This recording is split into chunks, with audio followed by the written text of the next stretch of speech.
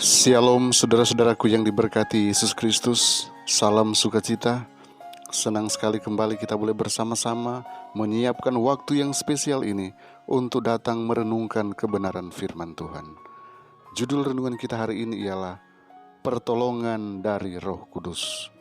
Mari kita minta tuntunan kuasa Roh Kudus. Kita berdoa.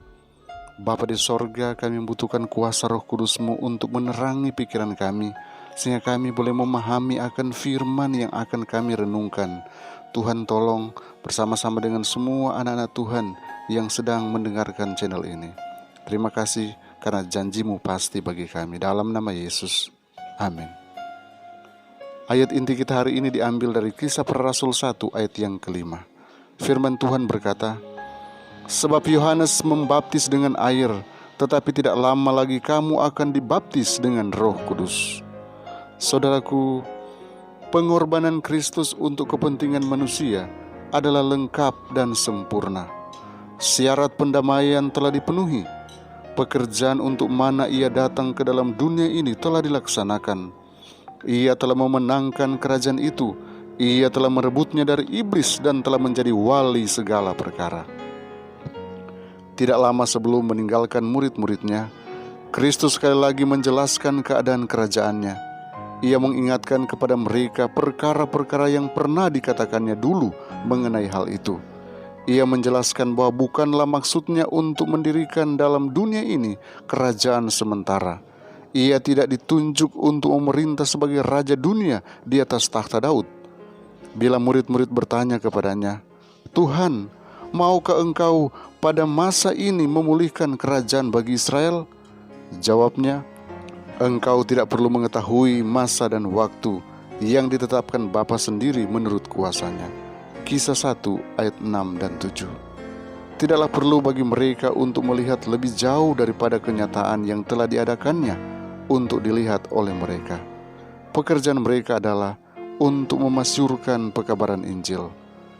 Kehadiran Kristus yang dapat dilihat sudah hampir ditarik dari murid-muridnya. Tetapi pemberian kuasa yang baru adalah bagian mereka.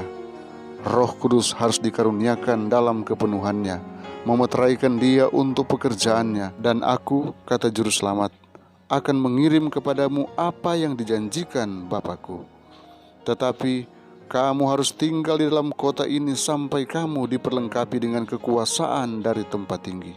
Lukas 24 ayat 49. Tetapi kamu akan menerima kuasa kalau Roh Kudus turun ke atas kamu, dan kamu akan jadi saksiku di Yerusalem dan di seluruh Yudea dan Samaria dan sampai ke ujung bumi. Kisah Para Rasul 1 ayat 8. Juru Selamat tahu bahwa tidak ada perbedaan pendapat meskipun masuk di akal akan melunakkan hati yang keras atau menghancurkan lapisan keduniawian dan kasih akan diri sendiri. Ia mengetahui bahwa murid-muridnya harus menerima pemberian sorga, bahwa Injil akan mengesankan hanya bila itu dimasyurkan oleh hati yang dihangatkan dan bibir yang difasihkan oleh pengetahuan yang hidup tentang Dia yang menjadi jalan, kebenaran, dan kehidupan. Pekerjaan yang dipercayakan kepada murid-murid akan menuntut kegunaan yang besar, karena arus kejahatan berjalan dalam dan kuat terhadap mereka. Pemimpin yang waspada harus bertekad mengendalikan kuasa kegelapan, dan para pengikut Kristus akan dapat berperang demi kebenaran hanya oleh pertolongan Allah, dengan pertolongan Roh-Nya yang memberikannya kepada mereka. Alfa dan Omega jilid 7 halaman 26 dan 27. Kiranya Tuhan memberkati kita hari ini. Mari kita berdoa.